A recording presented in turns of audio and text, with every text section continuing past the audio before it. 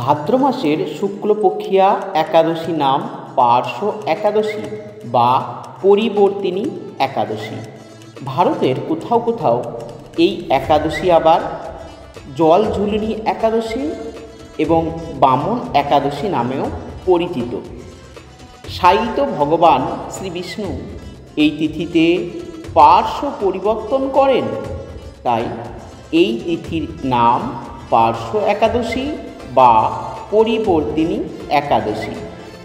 এই একাদশীতে ভগবান শ্রীবিষ্ণু বামন অবতারের পূজা করা হয়। পার্শ্ব একাদশী চতুর্মাসে পড়ে বলে সকলের মধ্যে সবচেয়ে শুভ ও সর্বোচ্চ একাদশী হিসাবে গণ্য করা হয়।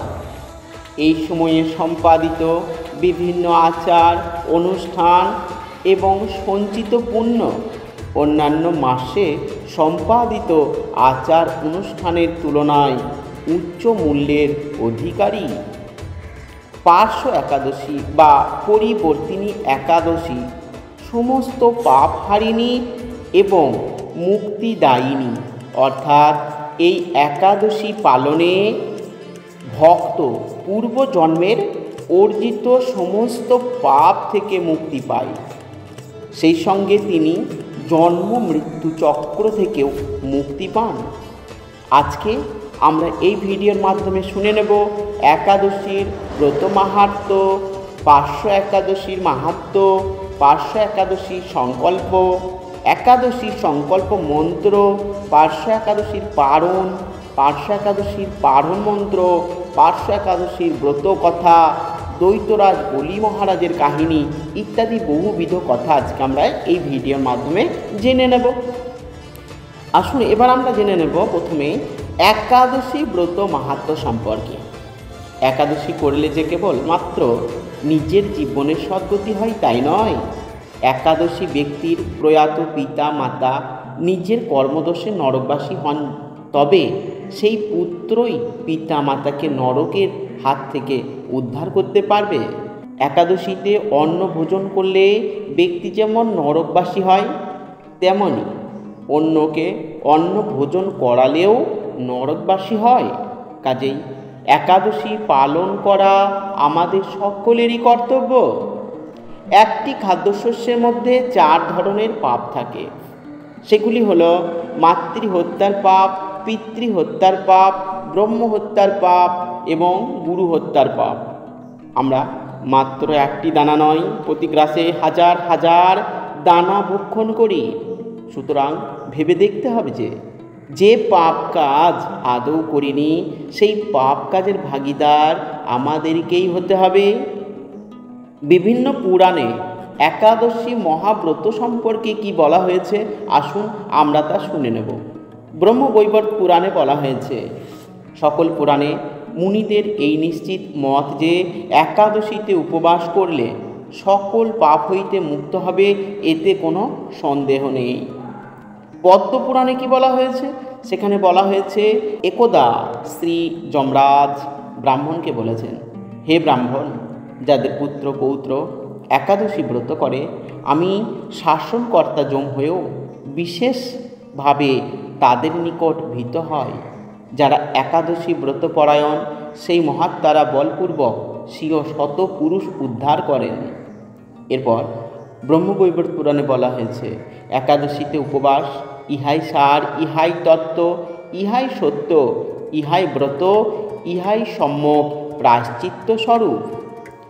যে মানুষ একাদশী দিন শস্য দানা গ্রহণ করেন, সে তার পিতা মাতা ভাই এবং গুরু হত্যাকারী, এবং সে যদি বৈকুণ্ঠ লোকে উন্নীত হয় তবুও তার অধঃপতন হয়।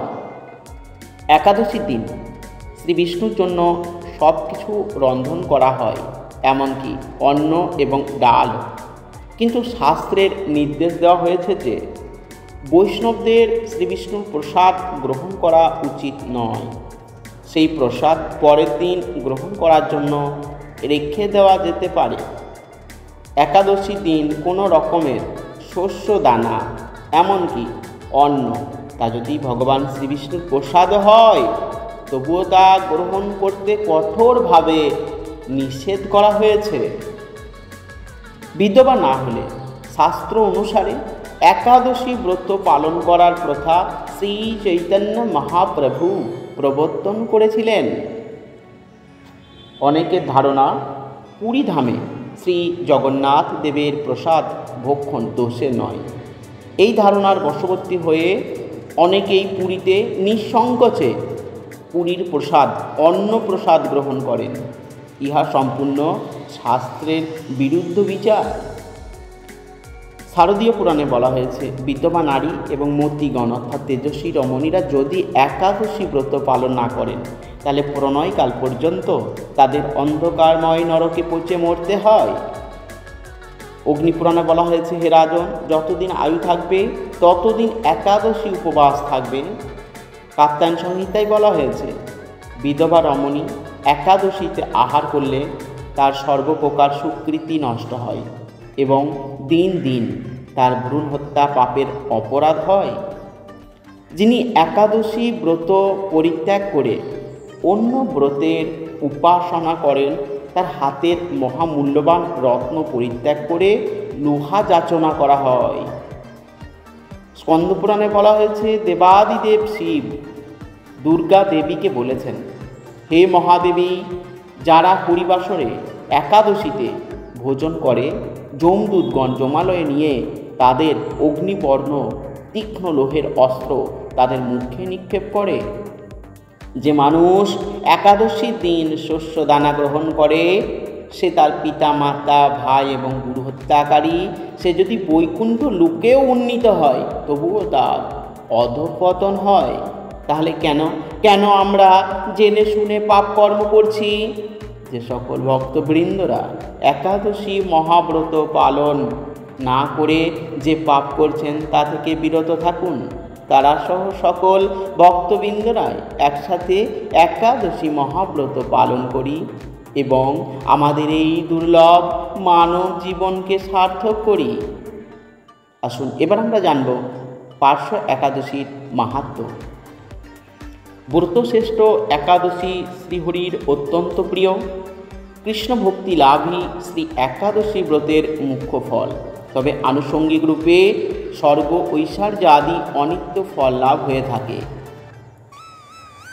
পার্শ্ব একাদশী চতুর্মাসে পড়ে বলে সকলের মধ্যে সবচেয়ে শুভ ও সর্বোচ্চ একাদশী হিসাবে গণ্য করা হয়। এই সময় সম্পাদিত বিভিন্ন আচার অনুষ্ঠান এবং সঞ্চিত পুণ্য অন্যান্য মাসে সম্পাদিত আচার অনুষ্ঠানের তুলনায় উচ্চ মূল্যের অধিকারী।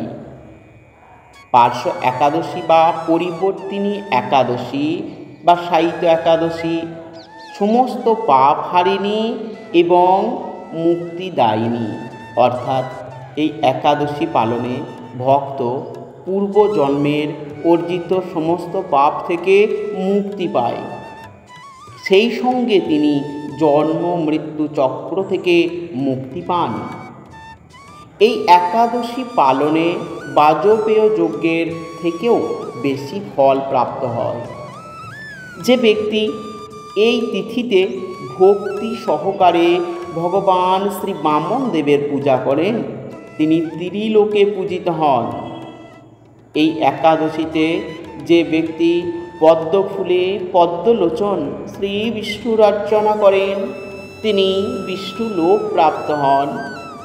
এই তিথি মহাপুণ্যপ্রদা, অর্থাৎ এই একাদশী পালনে ভগবান শ্রীবিষ্ণুর পুণ্যময় ও ঐশ্বরিক আশীর্বাদ প্রাপ্ত হয়।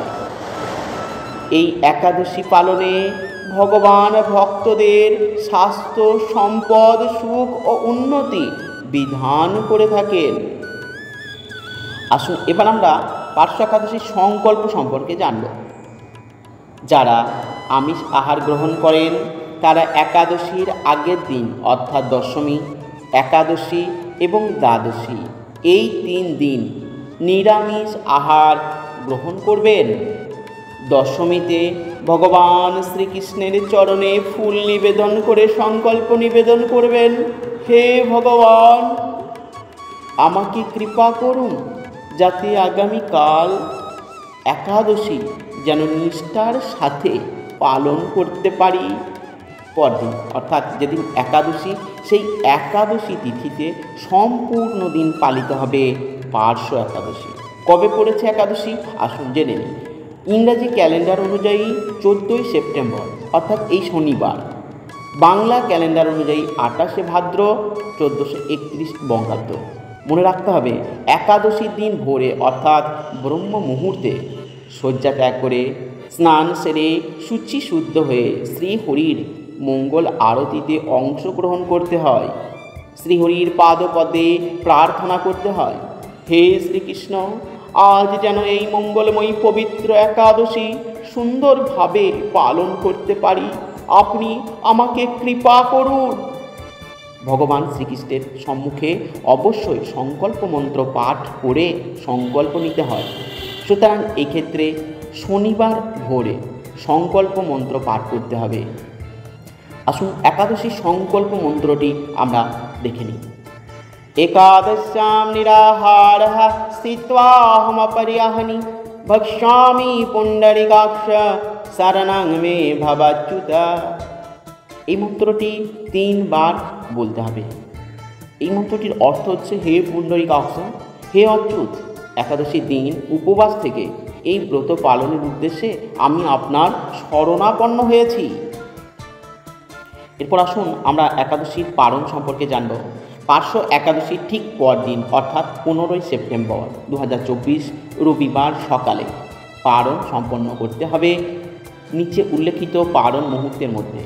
আমাদের পশ্চিমবঙ্গের ক্ষেত্রে সকাল 5টা 22 থেকে 9টা 28-এর মধ্যে, আর বাংলাদেশের ক্ষেত্রে সকাল 5টা 44 থেকে 9টা 50-এর মধ্যে পালন সম্পন্ন করতে হবে।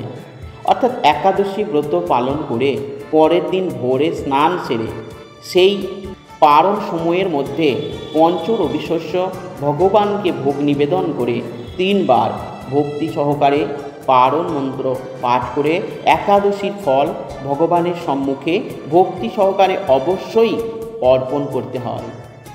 এরপর সেই অনুকল্প প্রসাদ গ্রহণ করে পালন অর্থাৎ একাদশী ব্রত ভঙ্গ করতে হয়, নচেত একাদশীর পূর্ণ ফল লাভ থেকে বঞ্চিত থেকে যেতে হয়। আসুন পালন মন্ত্রটি শুনে নিই। ওম অজ্ঞানতিমিরান্ধস্য ব্রতেন কেশবঃ প্রসীদ সম্মুখনাথ জ্ঞানাদিষ্টি প্রদো ভব। এই মন্ত্রটিও 3 বার পাঠ করতে হয়। অর্থাৎ, হে কেশব, আমি অজ্ঞানের ও অন্ধকারে নিমজ্জিত আছি। হে নাথ, হে প্রভু, এই ব্রত দ্বারা আমার প্রতি প্রসন্ন হয়ে আমাকে আপনি জ্ঞান চক্ষু প্রদান করুন। একাদশী ব্রত পালনের প্রকৃত উদ্দেশ্য কেবল উপবাস করা নয়, নিরন্তর শ্রী ভগবানের স্মরণ মনন ও শ্রবণ কীর্তনের মাধ্যমে একাদশীর দিন অতিবাহিত করা। শ্রীল প্রভুপাদ ভক্তদের এই দিন 25 মালা বা যথেষ্ট সময় পেলে আরও বেশি মালা জপ করার নির্দেশ দিয়েছেন। একাদশী পালনের সময় পরনিন্দা, পরচর্চা, মিথ্যা ভাষণ, ক্রোধ, দুরাচারী, স্ত্রী সহবাস সম্পূর্ণরূপে নিষিদ্ধ। আসুন এবার শুনে নেব পার্শ্ব একাদশীর ব্রত কথা। ভাদ্র মাসের শুক্লপক্ষিয়া পার্শ্ব একাদশী ব্রত মাহাত্ম্য ব্রহ্মবৈবর্ত পুরাণে যুধিষ্ঠির শ্রীকৃষ্ণ সংবাদে বর্ণিত আছে। একদিন যুধিষ্ঠির মহারাজ ভগবান শ্রীকৃষ্ণকে জিজ্ঞাসা করলেন, হে কৃষ্ণ, হে দেবেশ, ভাদ্র মাসের শুক্লপক্ষের একাদশীর নাম কি? এই ব্রতের মাহাত্ম্য কি? ব্রত পালন বিধি বা কি? ব্রত পালনেই বা কি পুণ্য লাভ হয় তা কৃপা করে আমাকে বলুন, আমি তা শ্রবণ করতে ব্যাকুল। যুধিষ্ঠির মহারাজের জানার ব্যাকুলতা দেখে ভগবান শ্রীকৃষ্ণ প্রসন্ন হয়ে বলতে শুরু করলেন, হে রাজন, হে ধর্মরাজ, এখন আমি সেই পবিত্র ব্রত মাহাত্ম্য বর্ণনা করছি, মনোযোগ দিয়ে তা শ্রবণ করুন। ভাদ্র মাসের শুক্লপক্ষের একাদশী নাম পার্শ্ব একাদশী বা পরিবর্তিনী একাদশী। সায়িত ভগবান এই তিথিতে পার্শ্ব পরিবর্তন করেন বলে তাই এর নাম পার্শ্ব একাদশী বা পরিবর্তিনী একাদশী। এই তিথি মহাপুণ্যপ্রদা, সমস্ত পাপহারিণী এবং মুক্তিদায়িনী। এই একাদশী বাজপেয় যজ্ঞ থেকেও বেশি ফল প্রদান করে। যে ব্যক্তি এই তিথিতে ভক্তি সহকারে ভগবান শ্রী বামনদেবের পূজা করেন তিনি ত্রিলোকে পূজিত হন। পদ্মফুলে পদ্মলোচন শ্রীবিষ্ণুর অর্চনাকারী বিষ্ণুলোক প্রাপ্ত হন। যুধিষ্ঠির মহারাজ অধীর আগ্রহে জিজ্ঞাসা করলেন, হে জনার্দন, আপনার এই সকল কথা শুনে আমার সন্দেহ পূর্ণরূপে দূর হয়নি। হে দেব, আপনি কিভাবে শয়ন করেন, কিভাবেই বা পার্শ্ব পরিবর্তন করেন, আর চাতুর্মাস্য ব্রত পালনকারী কি কর্তব্য, এবং আপনার শয়নকালে লোকের কি করণীয়, এই সব বিষয়ে বিস্তারিতভাবে আমাকে বলুন। আর কেনই বা দৈত্যরাজ বলিকে বেঁধে রাখা হয়েছিল তা বর্ণনা করে আমার সকল সন্দেহ দূর করুন। দৈত্যরাজ বলি মহারাজের কাহিনী। শ্রীকৃষ্ণ বললেন, হে রাজন, দৈত্যকুলে আবির্ভূত প্রহ্লাদ মহারাজের পৌত্র বলি আমার অতি প্রিয় ভক্ত ছিল। সে আমার সন্তুষ্টি বিধানের জন্য গো ব্রাহ্মণ পূজা ও যজ্ঞাদি ব্রত সম্পাদন করত। কিন্তু ইন্দ্রের প্রতি বিদ্বেষবশত সকল দেবলোক সে জয় করে নেয়। তখন দেবতাগণ সহ ইন্দ্র আমার শরণাপন্ন হয়েছিল। ভগবান আরও বললেন, হে রাজেন্দ্র, তাদের প্রার্থনায় আমি ব্রাহ্মণ বালক বেশে বামন রূপে বলি মহারাজের যজ্ঞস্থলে উপস্থিত হয়ে তার কাছে আমি ত্রিপাদ ভূমিমাত্র প্রার্থনা করেছিলাম। সেই তুচ্ছ বস্তু থেকে আরও শ্রেষ্ঠ কিছু সে আমাকে দিতে চাইলেও আমি কেবল ত্রিপাদ ভূমি গ্রহণেই স্থির থাকলাম। দ্বৈতরাজ দ্বৈতগুরু দ্রোণাচার্য আমাকে ভগবান রূপে জানতে পেরে বলি মহারাজকে ওই দান দিতে নিষেধ করলেন। কিন্তু সত্য আশ্রয়ী বলি গুরুর নির্দেশ অমান্য করে আমাকে দান দিতে সংকল্প করল।